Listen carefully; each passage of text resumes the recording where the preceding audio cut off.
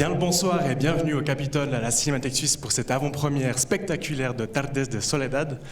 Nous sommes vraiment fiers et ravis de présenter le nouveau film d'Albert Serra dans nos murs. Albert Serra, un cinéaste que nous apprécions énormément et que nous avons beaucoup suivi à la Cinémathèque.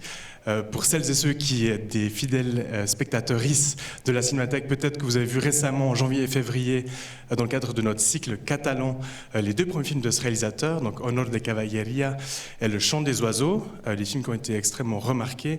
Et puis nous avons également eu la chance d'accompagner en distribuant deux de ses films, La mort de Louis XIV ainsi que Liberté, qui ont été tous deux montrés à Cannes avec grand succès. Et puis nous avons également présenté son somptueux film Pacifiction, qu'il avait réalisé en 2022. Et nous sommes d'autant plus contents de montrer ce spectaculaire film que vous êtes sur le point de découvrir. Le film a été présenté en première mondiale l'année passée au Festival de San Sebastián, où il a d'ailleurs remporté le Grand Prix, la Concha de Oro. Et on comprend pourquoi. C'est vraiment un film unique, à travers lequel il reprend une approche en fait, qui caractérise son cinéma en démystifiant en quelque sorte le sujet de son film, ici donc la tauromachie.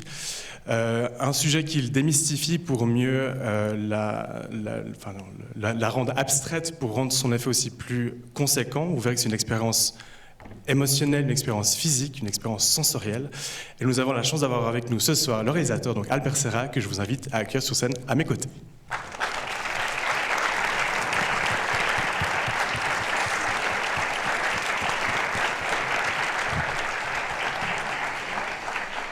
Bonsoir à tous, merci pour tes aimables paroles.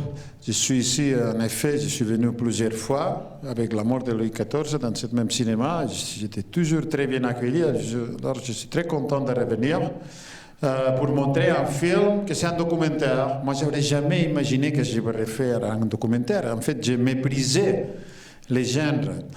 J'ai pensé que là, il y a quelque chose qui ne marche pas, que c'est l'absence de la direction d'acteurs, qui est la chose la plus difficile à faire dans le cinéma. Alors je disais, c'est pour des peureux. Mais bon, finalement, il y avait un jour où il y avait une amie à moi, un très bon ami, comme vous pouvez imaginer, parce que sinon, je n'aurais jamais suivi son conseil, qui m'animait à faire un documentaire parce que, bon, il gérait un master de documentaire dans l'université. Il dit, il faut que tu fasses quelque chose, ça sera génial, n'importe ce que tu fais, tu choisis les sujets, blablabla. Et j'ai dit, j'ai pas de sujet. Ça, il n'y a rien qui m'intéresse dans la réalité. Moi, je suis connu pour faire des fantasies impossibles, pour, je sais pas, pour créer des choses un peu bizarres, un peu idiotes aussi. Mais là, je ne sais pas, par des hasards on en parlera après, un jour je lui dis, la tauromachie, il y a déjà des images là qui sont intéressantes et qui sont cohérentes avec mes films précédents. Déjà l'artifice, qui est très important, les côtés plastiques, évidemment, les côtés baroques, qui est très important aussi, et certains sujets, la vie, la mort, la hiérarchie, l'injustice, ça va, ça c'est possible. Et il y a une autre raison encore plus importante que ce que, comme vous verrez tout de suite, d'une façon scientifique, on ne peut pas faire ça en fiction. C'est impossible. On ne peut pas les simuler, on ne peut pas les représenter. C'est la seule façon d'aborder ces sujets-là, c'est avec, malgré tout, les documentaires. Alors j'ai dit, pourquoi pas? Évidemment, il m'a dit, ah non, la tauromachie, non. Et j'ai dit, écoute, c'est le sujet que j'ai trouvé. Et il m'a rappelé le lendemain, 24 heures plus tard, et il m'a dit, écoute, j'ai pensé à ça, et précisément parce que ce n'est pas le bon moment, on doit le faire. Bon, moi, ça m'a pris 0,5 secondes d'arriver à cette conclusion, mais lui, il a pris 24 heures. Mais on était d'accord et on a commencé, et finalement, ça c'est le film que vous avez le plaisir et le privilège, pourquoi pas, de voir ce soir, parce que comme expérience cinéma, et c'est ça que c'était l'une de mes obsessions, à part du sujet qu'on s'en fout un peu à la fin, il y a l'idée de faire un film et de faire une œuvre d'art artistique autonome, même autonome du sujet, non? Et d'apporter quelque chose, de réfléchir au langage cinéma dans les genres documentaires, et finalement donner une expérience artistique cinéma à les spectateurs qui justifie tout le reste. Parce que si ce n'est pas pour ça, moi je le fais pas. Moi comme spectateur, je veux voir des œuvres qui, je sais pas, qui me défient, qui m'inquiètent, qui me fait penser, qui me fait sentir des choses que j'attenderais pas, non, de sentir. Et c'est ça la clé. Et en fait, il y avait une spectatrice à la fin du festival de New York qui est venue me féliciter, me dit félicitations, j'ai adoré, c'était incroyable, une grande expérience, m'a complètement bouleversé, c'était fantastique, etc. Il dit parce que vous savez, moi je suis vegan de la nourriture. Il dit, en plus, j'ai 2 chiens à la maison, que j'étais toujours très préoccupé pour les animaux et tout ça, mais ça n'a pas empêché que ça a été fascinant, j'étais transtorné comme expérience, il m'a touché le cœur, m'a touché, comme vous avez dit, le corps, m'a touché la tête, les 3 éléments essentiels. Non, et il dit, c'était formidable, vraiment formidable, finalement, vous m'avez corrompu. Non? Et j'ai trouvé ça génial, après j'ai réfléchi, je disais, c'est le cinéma peut-être devrait nous corrompre en permanence, non? Nous faire vivre à l'intérieur du monde, nous faire sentir, nous faire penser des choses qu'on n'imaginait jamais qu'on pourrait penser, dans la profondeur, jusqu'à les points, comme avec cette dame, de finalement même, tu sais, aimer ce qu'on détestait au début. Et c'est ça la vraie expérience de l'altérité totale et la vraie expérience de pouvoir, tu sais, se transformer dans une autre personne et finalement aussi d'apprendre et de, se relationner avec le monde d'une façon beaucoup plus riche, beaucoup plus amusante et finalement, beaucoup plus du point de vue moral aussi, beaucoup plus intelligent. Et j'espère que vous ferez ce soir une expérience similaire. Je serai là pour vous écouter si ce n'est pas le cas. Et en tout cas, merci pour être là une autre fois encore et bonne projection. Merci.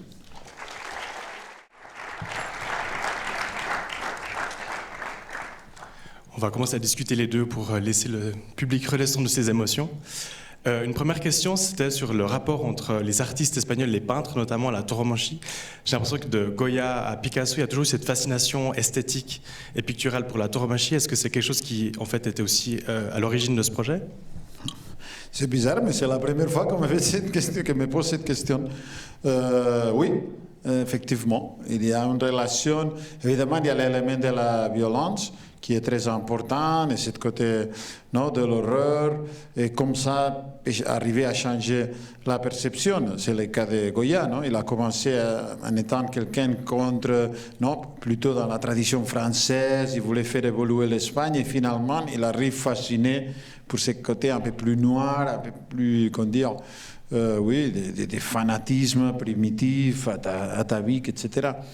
Et là, il y a quelque chose, inévitablement, même si je ne suis pas exactement le parfait espagnol dans le sens que, tu sais, je porte tout ça dans le cœur, mais je suis un peu à la moitié, de Barcelone, de Catalans, sont un peu dans la tradition française, un peu dans la tradition espagnole, mais essentiellement au niveau, spirituel, plutôt du côté espagnol, malgré tout. Mais il y a une perspective, il y a un recul, il y a une espèce de, je le sens comme propre, mais en même temps, pourquoi pas donner un regard différent, pourquoi pas, il ne faut pas l'assumer sans réfléchir. Et c'était un peu la perspective, évidemment, toute cette tradition comptait, mais en même temps, c'est l'image du mouvement, ça on ne l'a jamais fait, on ne l'a jamais vu. Et parce que d'abord, il n'avait pas les technologies, on n'avait pas l'esprit, on n'avait pas compris cette contradiction, on ne peut pas le faire en fiction, en documentaire, si ce n'est pas avec le numérique, c'est impossible, non? La captation de son, c'est possible qu'il y a quelques années, avant la pandémie, on ne pourrait pas avoir fait ces films. C'est avec les HD, comment on dit ça, HF, non? HF, avec les transmetteurs qui durent 5 heures maintenant, aujourd'hui, mais pas il y a 5 ans, que tu peux avoir toute la captation de son, de dialogue, etc. Alors, l'image mouvement posait des problèmes différents vraiment à l'histoire de la peinture. Non, c'était une question complètement différente. Et là, j'ai pensé, je mets, comme dire, mes atouts, c'est-à-dire, je suis expert dans le numérique, les montages, les conséquences de capter des images numériques qui sont très subtiles, qui captent des choses qui sont invisibles à les yeux humains, et après, développer ça dans les montages d'une façon, comment dire, qui est cohérente, qui est honnête, qui est pertinente, qui garde les éléments essentiels dans la bonne gradation, c'est-à-dire, je sais pas, la violence, le côté spirituel, le côté humain, l'humour, le côté plastique, qui garde tout ça dans un équilibre assez honnête, ou très honnête même, mais en même temps, il y ajoute, je sais pas, la fantaisie, il y ajoute l'arbitraire, il y ajoute des choses aussi qui sont possibles qu'avec le numérique, pour vraiment, parce qu'il y a une telle possibilité de combination, une telle possibilité de créer des sensations de réverbération, d'intuition, tu sais, le regard du taureau à la caméra, les plans où il est tout seul avec les taureaux, qu'on voit que le sable, lui et les taureaux, comme s'il était dans le désert il y a 2000 ans. Il y a plein des idées qu'on peut développer avec la puissance du numérique de capter, et après, on avait 740 Hz rouges, là. C'est pas mal quand même, c'est pas mal de travail. Je ne sais pas, c'était une combinaison où j'étais le premier à avoir les privilèges, aussi l'accès. Il nous a donné un accès extrêmement privilégié. Je ne comprends même pas maintenant la raison, sincèrement, parce que finalement, lui, il n'a pas aimé le film. Alors il a regretté, un peu sa générosité. Et on a eu des discussions assez amères sur ça, parce que, je ne sais pas, lui considérait il a dit explicitement, il a fait la phrase, il dit, je vous ai donné l'accès à tout ça, et j'étais avec toute ma générosité, vous avez été dans la chambre, même mes parents ne sont jamais rentrés, personne n'a jamais rentré là, vous êtes rentrés 8 fois, 9 fois. Et finalement, je sais pas, il dit, et finalement, vous m'avez trahi. Vous, ça peut me parler à moi, mais vous voyez. Alors, c'était tellement compliqué, toute cette tension, parce que lui, il regardait les films par rapport à son propre image. Il se plaignait qu'il y avait, je sais pas, il se plaignait qu'il n'y avait pas assez de triomphe. Comme lui, il est le numéro 1, il voulait plus de triomphe. Bon, c'était parce qu'on est dans les corridas où j'étais, je ne peux pas avoir un triomphe qui n'était pas dans la réalité. Tu sais, je dis que, si tu aurais triomphé plus, il y aurait plus de triomphe. C'est très simple, c'est un documentaire, ça, je n'ai rien inventé. Mais c'est vrai que c'est pas sa faute, c'est pas la mienne, c'était la mauvaise chance que, quand nous, on était là en train de filmer, il y avait des taureaux très difficiles, tout était très tendu, très compliqué, en même temps, très intéressant du point de vue cinématographique, pour les côtés dramatiques, pour les côtés tension, pour les côtés d'aller au cœur de la tauromachie, pas pour aller dans les détails des raffinements, de la prestation du torero, pour voir la différence entre un torero et l'autre. Ça, c'est pour les aficionados, pour les gens qui comprennent très très bien. Tu sais, il faut avoir beaucoup de connaissances, mais pour aller au cœur de la tauromachie, vous, sans rien savoir, probablement beaucoup de gens ici, vous avez compris, ou vous avez arrivé à capter tout ça. Et après, il s'est plaigné aussi qu'il y avait trop de violence. J'allais venir, on en discutait avant. Le retour qu'il t'a fait, sa quadrilla, c'est que c'était trop violent. Non, c'est lui. La quadrille, ils ont toujours bien aimé les films. La quadrille, je ne sais pas, ils sont à part un peu, tu sais. Mais c'était parce qu'ils n'ont pas vu les films. Ils ont vu les films quand les films sont sortis en salle, presque. Déjà, lui, il a vu pas ce film-là, mais bon, il y avait des secondes de changement, une version définitive, mais sans le son, bon, c'était des conditions compliquées. C'est très ça. Mais finalement, si tu fais un documentaire, moi j'ai réfléchi, parce que quand elle dit « vous m'avez trahi », j'ai dit peut-être le documentaire, ça devrait être ça, non? Trahir toujours le sujet, la personne qui est là, parce que sinon tu fais quoi là? Tu sais, la caméra doit capter des choses que même les protagonistes ou même les gens qui ne comprennent pas, ils n'ont jamais vu, ils n'entendent pas. Et d'une certaine façon, s'ils n'ont jamais vu ça, ils vont se sentir toujours trahis. Parce que ce n'est pas l'image standard qu'ils ont d'eux-mêmes. Et là, je pense qu'il y a une puissance du documentaire malgré tout. Bon, avant, j'ai dit des merdes de documentaire avant la présentation. Mais c'est vrai que quand le sujet dans la réalité, c'est assez tendu, et quand même, tu sais, les gens qui participent dans les documentaires, ils ont une telle tension à cause des autres histoires que la caméra, parce que normalement, vous voyez des documentaires ici, des gens qui ont des problèmes avec les voisins, tout ça, je ne sais pas quel problème bourgeois, non? Et la caméra est là, et tout le monde est conscient qu'il y a la caméra. Malgré tout. Là, la caméra, c'est à 40 cm de sa neige, et il s'en fout complètement, il l'a oublié. Tu sais, là, il y a des commentaires, surtout quand lui, il part, des commentaires un peu comme ça, mais dans les rues, j'avais des commentaires que tu ne peux pas imaginer. C'est pas possible que des gens qui ont une caméra là, qui sont conscients qu'ils ont les HF, tu sais, tout le temps, ils font ces commentaires.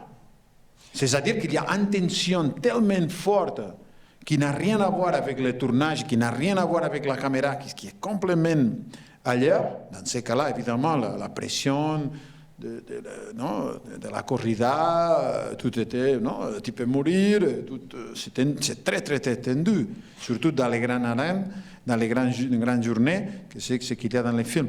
Alors, bon, là, et c'est étonnant, comme documentaire, que non, et on arrive à ce niveau qu'on dit que moi ça m'est arrivé avec certains documentaires de dire mais comment ils ont fait ça?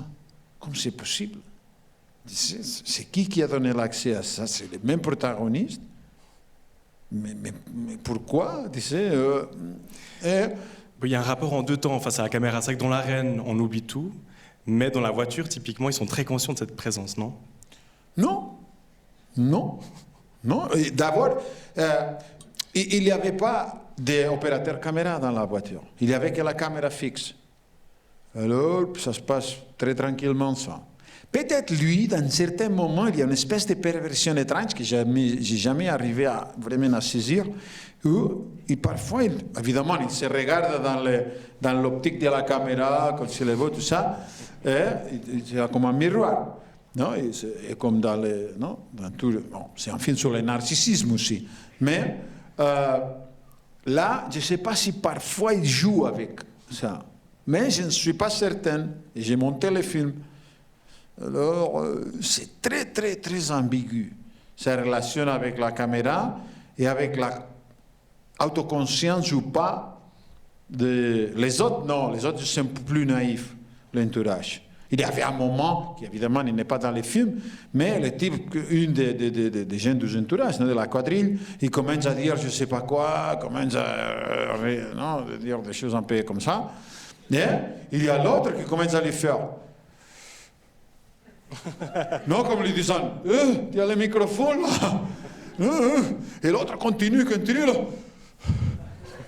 Parce qu'en plus, il avait la caméra. Et tu sais, c'est drôle. Tu sais. Et ça donne une idée aussi de l'humanité. Parce que les gens disent, c'est la masculinité toxique. Et c'est complètement grotesque. Parce que, oui, tu vois, quand les gens répètent, comment on dit ça, les culs, tu sais, 50 000 fois, bon, pour moi, c'est de l'humour. C'est assez, tu sais, comment dire, c'est drôle. Parce qu'ils ne sont pas dans ce côté. C'est une autre... Évidemment, en plus, il y a tous les côtés homoérotiques, très féminines, etc., qui donnent une autre dimension complètement différente à cette masculinité toxique, entre guillemets. Bon. Mais c'est ça qui est beau. C'est cette complexité, précisément. Non? De jamais comprendre quel genre d'atmosphère il est là. On voit dans la voiture. L'une, il est en train de pleurer, à droite. Vous avez vu, non, ça? Qu'il y avait une qui pleurait. L'autre, il dit des bêtises sur la couille, je ne sais pas quoi, tu as tué, non? Et l'autre, il est complètement absent, introspectif, comme une espèce d'effigie, non? Le torero lui-même. Comment créer ça, tu sais? Comment imaginer un scénariste dans la fiction qui va créer ces trois atmosphères en même temps? non? Et que ça se passe, et que ça, il a même pas seulement le côté de dire, ah bon, on l'a imaginé, on l'a reproduit. Non, non, non, ça c'est de la réalité. Ça s'est passé spontanément. C'est difficile à comprendre non? Comment on arrive à ce moment. Tu parlais avant du documentaire qui trahit son sujet. Ouais. Toi qui fais ton premier documentaire avec ce film, est-ce que tu as eu recours à des outils de fiction pour travailler ton sujet justement dans ce documentaire? Non, parce que là, je ne pouvais rien faire avec la direction d'acteur. Tu sais, j'ai parlé avec lui pour le convaincre de faire le film, mais ça a été très très bref, 3 phrases, très simple. Il a dit oui tout de suite. Bon. Après, à la moitié du tournage, il avait des problèmes avec les chefs. Tu sais, et parfois il ne voulait pas, il hésitait. La quadrille, il l'avait toujours, mais lui-même, parfois, il disait ah, ça me dérange, et je ne veux pas. Je pense que ce n'était pas vrai, mais il ne voulait pas pour des autres raisons, je veux dire. Mais bon, j'étais obligé à les convaincre de les porter toujours. Parce que sinon, quand il est à côté, ok, mais quand il est au milieu de l'arène tout seul avec les taureaux, on n'avait rien. C'est impossible. Du son, je veux dire. Et c'était dommage. Vraiment, sincèrement, c'était dommage. On est arrivé jusqu'à ici, on a fait tous ces efforts. Il y a des images importantes, très importantes, on n'a pas de son, on devra falsifier tout ça. Non, c'était un peu triste. Et je l'ai convaincu, après, bon, il a accepté un petit peu, pas totalement, mais beaucoup plus. Mais je ne sais pas, c'est difficile quand même, parce que quand il y a la vie et la mort, c'est pas évident, toutes les réactions non. C'est pas comme encore de faire un documentaire sur les voisins, non, les problèmes qu'il a. Sur ce, est-ce qu'il y aurait déjà des questions dans le public? On va allumer un peu la lumière pour qu'on puisse vous voir. Il y a des micros qui circulent dans la salle, donc attendez bien d'avoir les micros dans vos mains. Levez la main qu'on puisse bien vous voir. Donc il y a c'est bien là, c'est très belle la salle, non? C'est la salle la plus belle et la plus chère du monde, non? Bonsoir, merci déjà pour ce documentaire. C'est pour ça qu'on est dans un pays riche, non? On peut se permettre ce luxe. J'avais une question. Déjà dans le générique, c'est écrit effets spéciaux à un moment. Je voulais savoir quand il y a eu des effets spéciaux. Non, c'est les effets spéciaux classiques de tous les films. S'il y a un perche qui rentre, tu sais, des choses comme ça, il n'y a rien, c'est impossible. Ok, et ma deuxième question... Il y a par exemple des choses aux limites de ridicule. Quand il est blessé, par exemple, on a réduit 5% ou 7% de la vitesse parce qu'on n'a plus de temps de voir un petit peu. Non, quand il est... Mais on ne les capte pas dans les yeux qu'on est dans les caméras 5% plus lentement. Non, des détails, mais c'est rien. Ouais, d'accord. Et puis, ma deuxième question, c'était est-ce que vous aurez quand même continué à produire ce documentaire s'il était arrivé quelque chose à Andrés pendant... Produire, ça veut dire si je l'aurais montré ou si je... Pardon? Produire, vous disiez finir et publier le film, s'il était, par exemple, s'il s'était blessé ou s'il était mort, tout simplement. Je sais pas, il faudrait demander à... Je sais pas, c'est quelque chose de très intime, ça. Il faudrait demander à les personnes... Je sais pas, je pense que... Je sais pas, ça correspondrait pas à moi, ça. On comprend que... Non, il faut demander à les personnes qui sont plus proches à lui, je sais pas. Non. Mais dans YouTube, vous pouvez trouver la mort de beaucoup de toreros, hein. non, c'était pas le but. C'est-à-dire, c'est quoi le problème? Je ne sais pas quelle est la question, il va dans quelle direction? C'était pas le but, c'était juste... Vous prenez YouTube, mort de torero, vous avez en direct la mort de peut-être 15 toreros différents. Même si... Ils sont morts, réels. Oui, je sais. Mais là, avec la caméra. Non, je ne sais pas pourquoi vous rigolez, c'est quoi la question? Non, la question c'était pour savoir si vous voulez montrer une réalité, pour savoir jusqu'à où elle irait. C'est ça? Non, c'est mon choix, mais mon choix que dans ce cas-là, peut-être probablement, il est avoir un respect pour je sais pas, pour les gens qui sont proches à lui, sa famille. Il dit, je pense que c'est pas peut-être il y a un côté de pudeur qui nous empêche, tu sais, vraiment de respect et de pudeur qui nous empêche de voir ça. Oui. Ce qui n'arrive pas avec les animaux, par exemple. C'est ça. Qui, la forme de respect, au contraire, c'est de les montrer. Exactement. Parce que, comme dire, il y a quelque chose dans la nature qui est inévitable. Non? Et ça c'est une référence à les animaux. Mais les humains, non. Nous, on est propriétaires de notre propre destin. On peut les recréer. C'est pour ça que non, les toreros s'habillent comme une femme, ou avec un costume bizarre. Et on est capable de recréer une altérité. On est capable d'imaginer des mondes différents, d'être des autres personnes. C'est pour ça qu'on a cette dignité humaine, non? On est propriétaire de notre propre imaginaire. Et le reste du monde, de la nature, non. Ils sont là, ils ne sont pas conscients de cette possibilité. Et c'est là qu'il y a, nous on comprend qu'est-ce que c'est la vie, qu'est-ce que c'est la mort, non? Quelle est la signification de la vie par rapport à la mort? Les animaux ne comprennent pas. Ils ne savent pas qu'est-ce que c'est la mort. Ou qu'est-ce que c'est la vie, ou qu'est-ce qu'ils vont mourir ou pas, c'est grotesque. Il y a des gens qui me disent, ils disent, mais c'est triste, dans un débat, parce que, tu sais, le taureau quand même, il a choisi d'être là, mais pas le taureau. Une personne lui a demandé non, si vous voulez être là. J'ai dit, oui, et s'il l'aurait demandé, il n'aurait jamais répondu. Ça, c'est sûr, je peux vous assurer ça. Même si on le demande, non, il va rester silencieux. Merci. Il y a une dimension, tu sais, penser d'assimiler la dignité humaine à la dignité animale. Même si le film peut traiter ce qu'il est le rôle de la dignité, de la condition animale. C'est intéressant ça, parce que dans ce duel, dans cette espèce de symbiose, c'est vrai qu'il y a une espèce de vérité aussi où l'homme commence à être un peu animal, non? Et on le voit avec son agressivité, avec son visage, etc.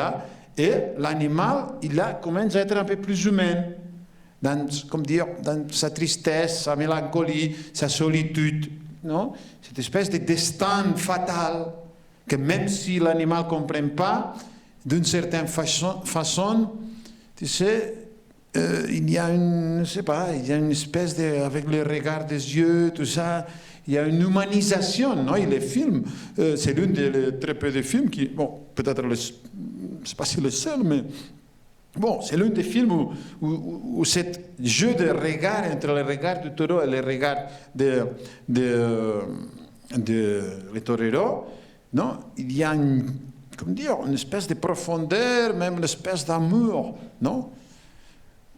Et ça, elle est là. Et là, la condition animale, il y a un côté important, je pense. Mais d'ici à toutes ces exagérations, non. Bon, je pense. Bon, je ne pense pas. Eux, ils pensent. Parce que ça vient de loin. Ça vient de beaucoup plus loin. Là, il dit, la vida no vale nada. Il dit, la vie ne pèse rien.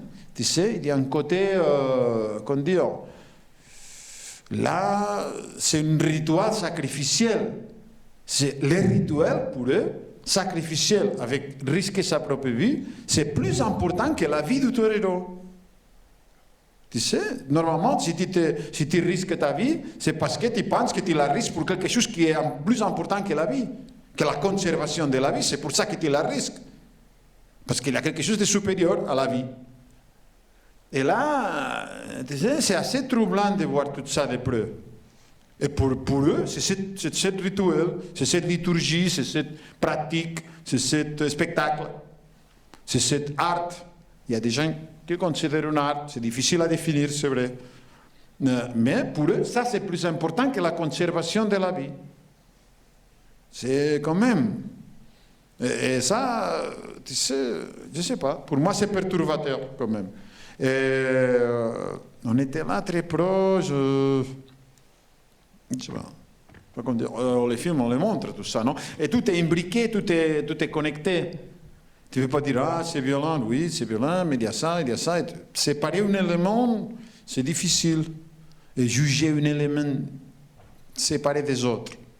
Ça, c'est une espèce de façon de penser le monde, tu sais, d'être dans le monde.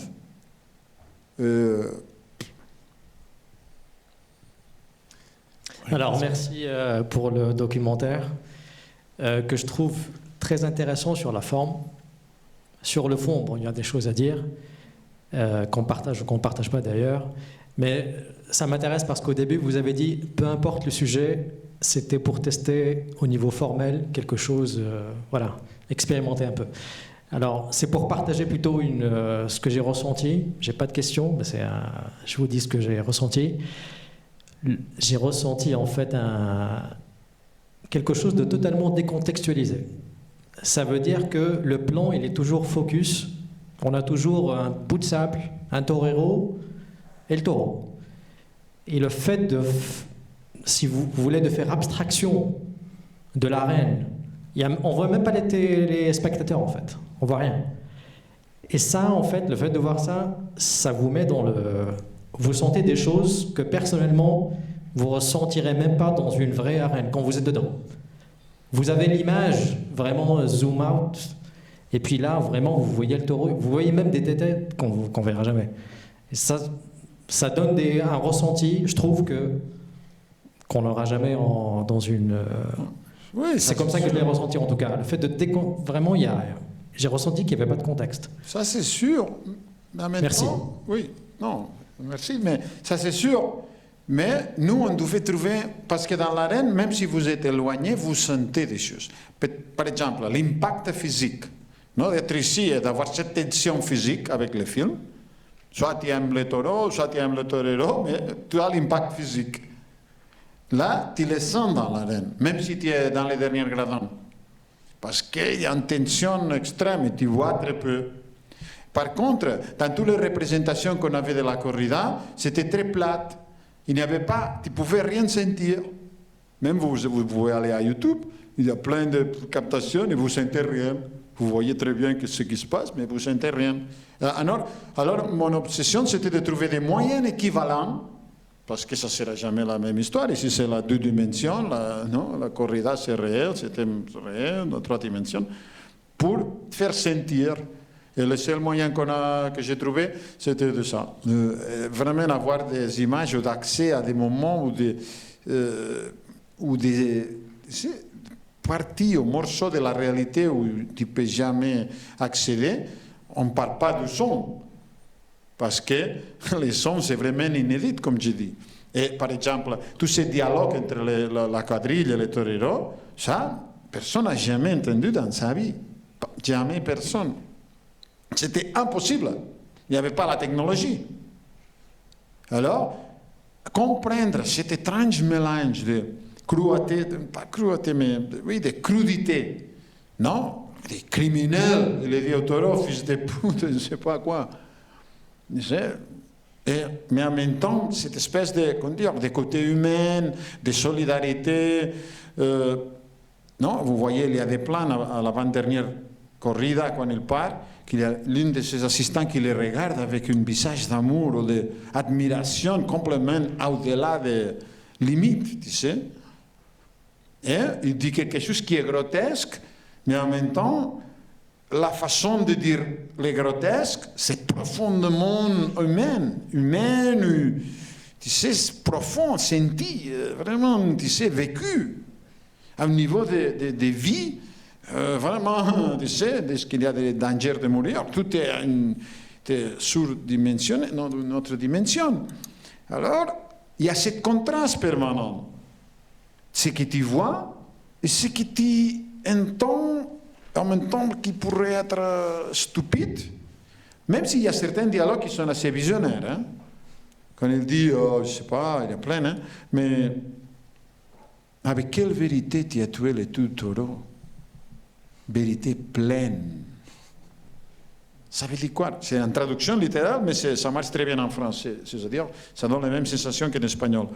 Vérité pleine. Ça veut dire quoi ça? Applié à tuer un taureau.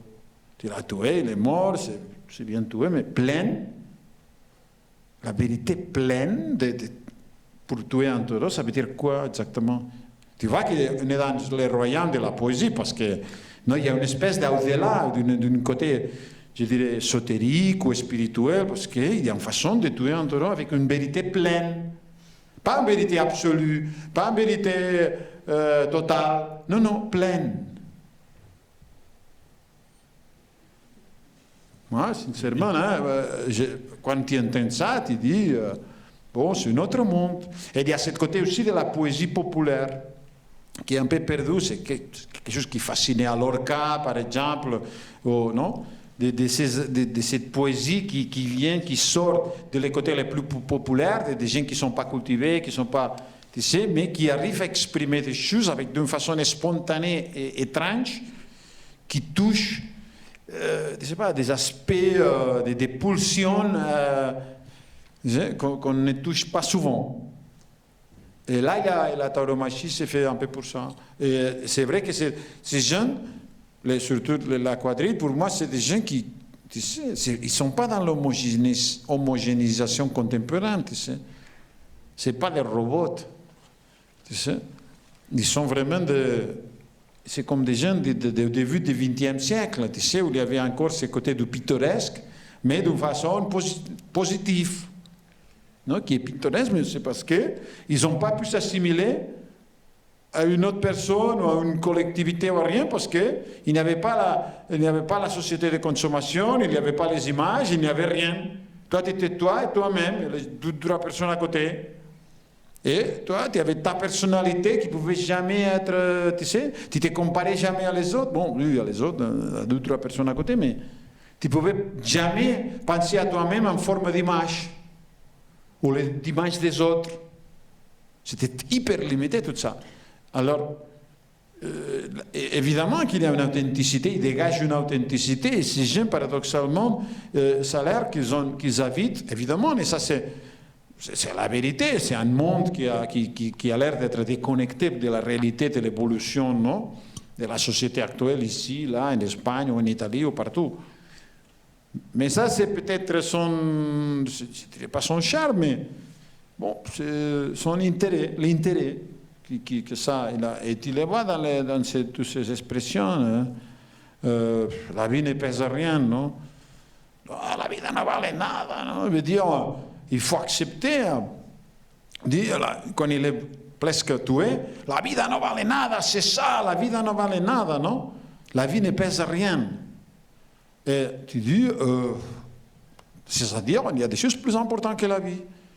Et il faut comme accepter la vie avec... Moi, je disais un jour que ça sonnait un peu provocatif, mais ce n'était pas provocatif du tout. J'ai la tauromachie, finalement, j'ai compris que c'est un chant à la vie.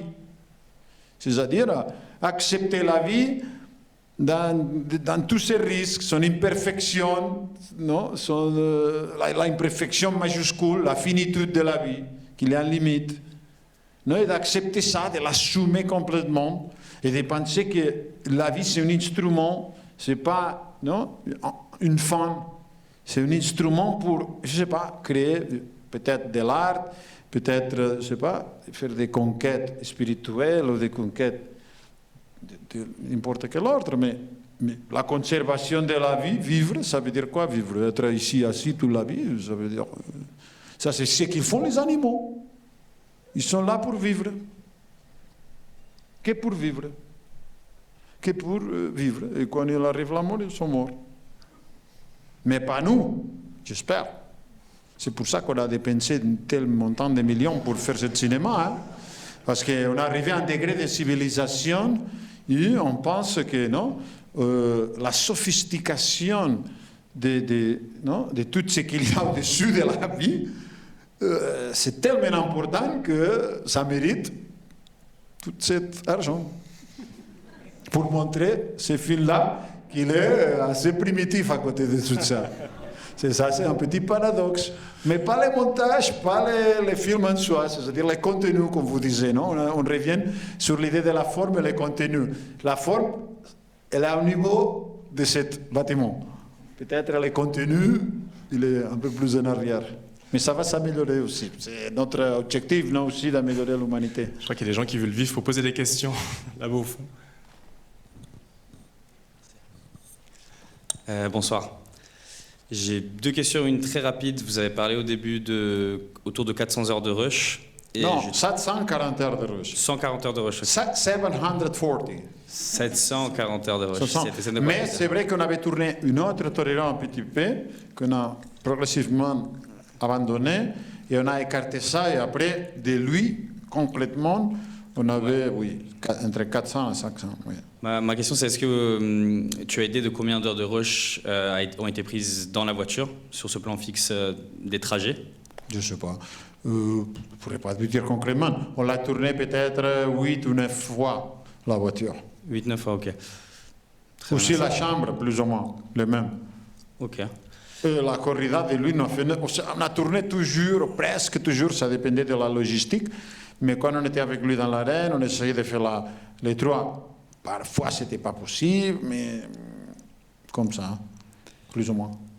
Très bien, merci. Et puis, j'aimerais savoir aussi, en rejoignant ce que disait notre ami d'avant, par rapport au manque de la présence du public, qui est un peu toujours hors champ et qui est un peu un personnage finalement, parce que même Andrés, il a une relation très forte au public, il fait beaucoup de remarques vis-à-vis de est-ce que je serai critiqué, il ressent cette pression en fait, d'être jugé.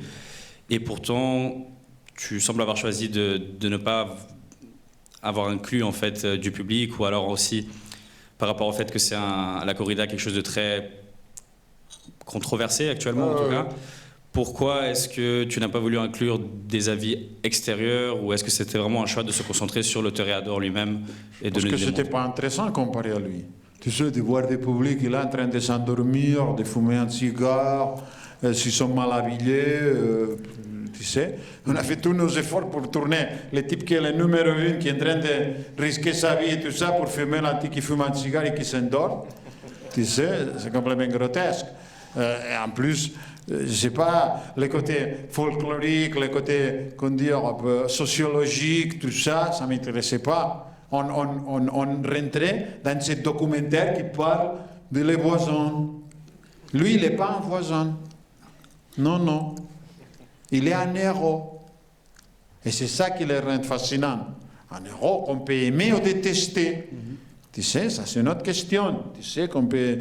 aux États-Unis, il y a gens qui adorent Donald Trump, il y a gens qui le détestent.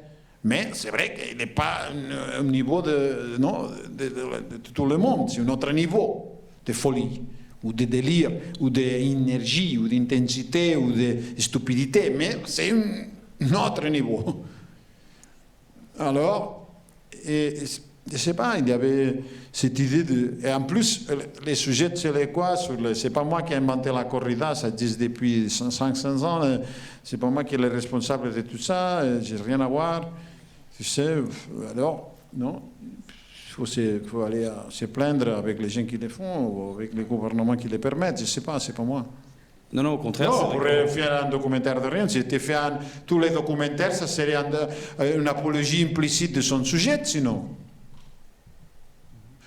Mais ça, c'est intéressant. Parce que tu dis, j'ai fait un documentaire, non? Il y a un sujet, et tu dis, ah, j'aime le sujet ou pas? Ou je déteste le sujet? Non, il y a 50%. Non? Et tu dis, j'ai fait un documentaire au début. Après, tu peux changer d'avis pendant le documentaire pour ce que tu découvres. Mais au début, non, il y a 50%. Et tu dis, je vais faire un documentaire, je ne sais pas, sur le Parti socialiste suisse, je ne sais pas, ou sur... je ne sais pas, sur le football club Lausanne. Non? Et tu dis, moi, je suis intéressé à ça vraiment, je suis fasciné en positif, je pense qu'il y a un intérêt en positif, ou je vais faire, non, plus de 50%, ou je vais faire un film pour critiquer quelque chose, non? Il y a des gens qui sont corrupts dans la mairie, je ne sais pas où il y a des gens qui, je ne sais pas, qui font je ne sais pas quoi. Non? Que je n'aime pas, et je vais aller voir qu'est-ce qui se passe là, et j'ai le soupçon, ou même j'ai la conviction que là, il y a des choses qui ne sont pas agréables, et je vais faire quelque chose en négatif. Alors, si tu me demandes ça à moi, je te dirais que moi, je ne fais pas de films négatifs. Je suis déjà trop âgé, je ne vais pas perdre ma vie pour critiquer des choses. si j'ai, tu sais, me mettre 1 an et demi ou 12 ans au travail ou 2 ans et demi, c'est parce que, tu sais, c'est moi, hein, ça dépend de chacun. Mais comme minimum, il y a 52% que je suis légèrement intrigué, que j'ai de la vraie curiosité, que j'ai une légère fascination en positif. Sinon, je ne le ferai pas. Je n'ai pas envie de critiquer. Il y a tellement de choses belles dans le monde que, tu sais, des choses, on est tout le temps là. Dans les médias, il y a le journalisme pour faire ça, pour critiquer. Tu sais? Mais moi, je ne suis pas journaliste. Je ne suis pas dans la communication, je n'ai aucun intérêt. Je l'ai fait pour moi. Je ne l'ai fait même pas pour vous.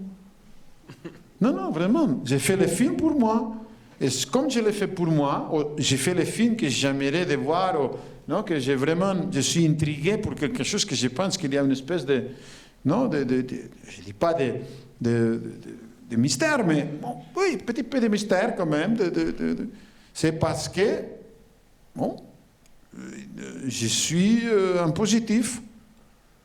Et ça, c'est important, je pense.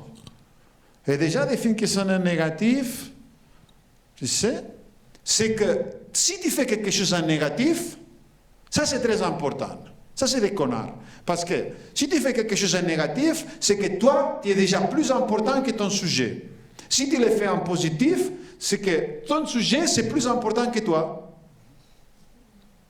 Et là, il y a une connerie. Non, vraiment, je le pense. Il y a un acte de vanité très fort que j'accepte pas. Et en plus, il y a la forme, et après tu vas utiliser la forme cinéma pour ta propre vanité, parce que toi, tu t'es créé déjà avec une avis plus importante que ton sujet. Et tu utilises d'une façon corrupte et perverte le cinéma. Moi, non. Moi, j'essaye de renouveler mon innocence. Tu sais, et pour avoir de l'innocence, tu dois avoir un pensée positif. Sinon, tu ne peux pas être innocent. Tu es déjà tordu. Tu sais plus que les autres, que ton sujet. Non, c'est l'innocence la clé. On a parlé de ça. Tu sais, aujourd'hui, on pourra faire... Tous les films vont être faits avec l'intelligence artificielle. Le 80%, 90% des films qu'il y a dans les salles, dans un an, l'intelligence artificielle pourra les faire mieux. Parce qu'ils sont tous une copie des uns des autres. Comme ça, l'intelligence artificielle va accumuler toutes ces dates et va les faire mieux. Et ce que l'intelligence artificielle ne peut pas copier, c'est l'innocence. C'est de delete data, erase data. Je ne sais rien, je n'ai rien à dire. J'ai fait un film avec mon innocence, avec un léger désir positif, parce que ça me stimule. Et ça me rend modeste par rapport au sujet. C'est positivisme. Mais aussi, encore avec l'effort de rester innocent et de delete data, erase data. Je ne vais jamais au cinéma. Tu sais, je vais rien savoir des images ou de... j'essaie de trouver toutes les stratégies pour rester innocent. Et ça, c'est que l'intelligence artificielle va jamais pouvoir faire parce que c'est contradictoire. C'est basé sur l'accumulation de data pour apprendre. Et moi, je ne vais pas apprendre. Je vais désapprendre. Je vais nettoyer. Tabula rasa. Non. Et c'est à partir de ça, évidemment, au niveau formel, tu sais, on a toujours une certaine sophistication. C'est la vieille Europe, tu sais, c'est génétique. On l'a dans la... Tu sais, on a créé les formes d'art les plus sophistiquées, hyper critiques, hyper, tu sais, avant-gardistes, tu sais, c'est nous ça. Non? C'est-à-dire, c'est une tradition. Mais à partir d'ici, même cette tradition, il faut la... Non, les documentaires, c'est intéressant. Finalement, j'ai trouvé des intérêts dans les documentaires. Je crois qu'on va s'arrêter. Mais c'est vrai cette idée, c'est la première fois que je l'ai dit, non, que si c'est un négatif, c'est toi qui es plus important que les sujets. C'est vrai. On arrive gentiment à la fin de cette discussion. Merci Albert pour ces Merci échanges beaucoup très pour inspirants. Merci à vous d'être venus.